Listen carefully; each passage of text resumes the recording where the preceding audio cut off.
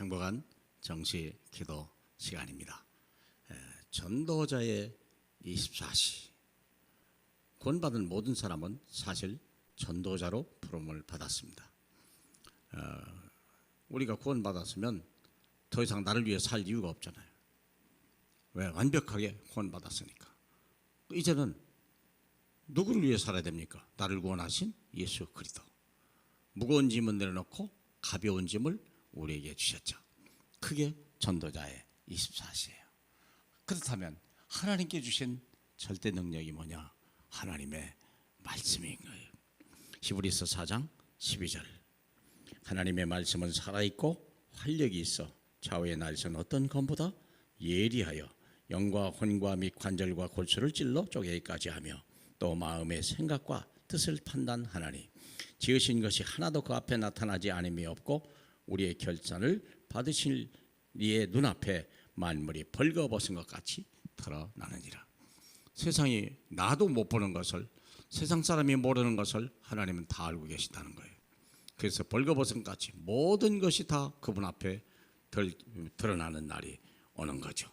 그러니까 우리 하루하루의 삶이, 우리의 말 행동이나 이런 것들이 사실 참 중요하다고 봐야 되겠죠. 자, 그렇다면 절대 능력이 뭐냐? 세 가지입니다. 창세기 1장 27절, 28절. 하나님이 만들 때 우리의 형상을 따라 우리가 만들고 그리에 생육하고 번성하고 충만하고 정복하고 다스리게 하자. 중요한 거 하나님의 형상입니다. 피조물인데도 불구하고 하나님의 형상을 닮았다. 얼마나 우리를 사랑하고 우리를 이 우주의 주인공으로, 하나님이 만드신 모든 창조물의 주인공으로, 똑같은 피조물인데도 불구하고 우리를 하나님의 형상으로 만드셨어요. 그리고 정복하고 다스리라. 사람을 정복하는 게 아닙니다. 이 땅의 흑암, 사탄, 마귀, 운명을 정복하라는 거예요. 모든 죄를 정복하라는 것입니다. 그리고 다스리라 하는 말은 만물을 다스리라 하고 하는 거예요. 그래야 우리가 행복한 하나님 나라가 이루어지는 거죠. 이 엄청난 능력이 뭐냐? 하나님의 형상입니다.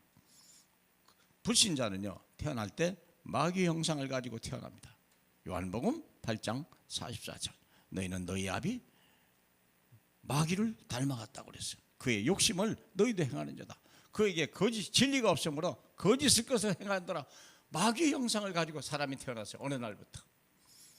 그런데 원래 우리는 하나님의 형상, 그리스도가 이 땅에 오신 이유는 하나님의 형상을 회복하기 위해서 오신 것입니다. 그래서 영접하는 자, 그 이름을 믿는 자가 하나님의 자녀입니다. 하나님의 자녀가 하나님의 형상을 입게 되는 것입니다. 그러면 어떤 일이 벌어지냐? 하나님의 형상을 입고 하나님의 자녀라면 창세기 2장 7절. 하나님이 사람을 만드시는데 흙으로 사람을 만드시고 그 코에 생기를 불어 넣으시니 생명이 되었더라. 영적인 존재가 되었더라. 이렇게 되어 있는 거죠.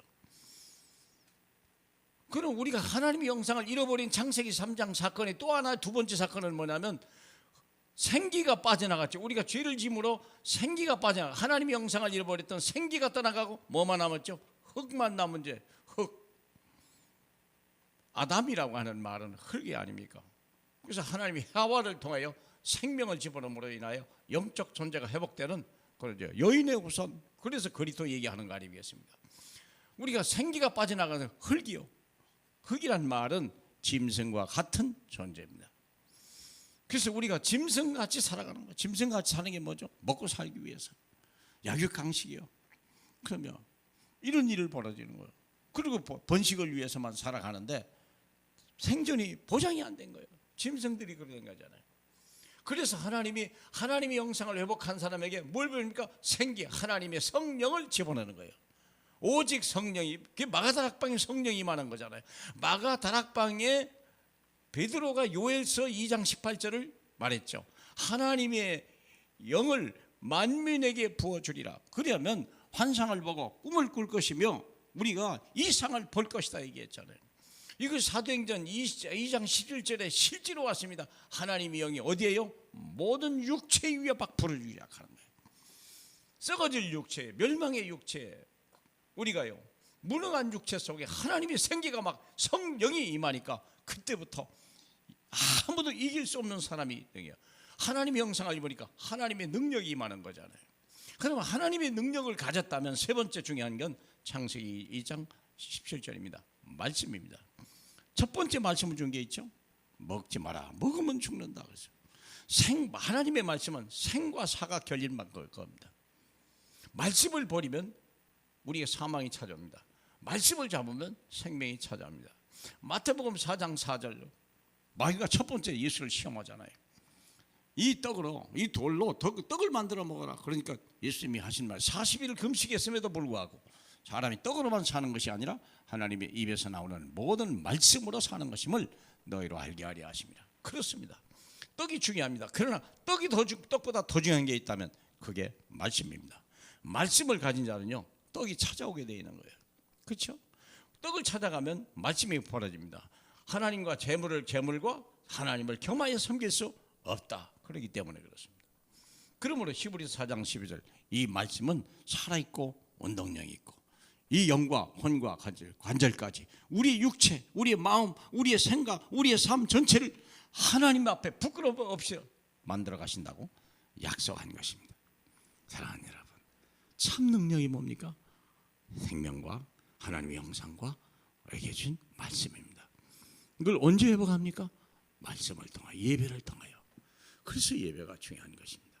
저와 여러분이 오늘 이 시간이 가장 중요한 줄 믿습니다.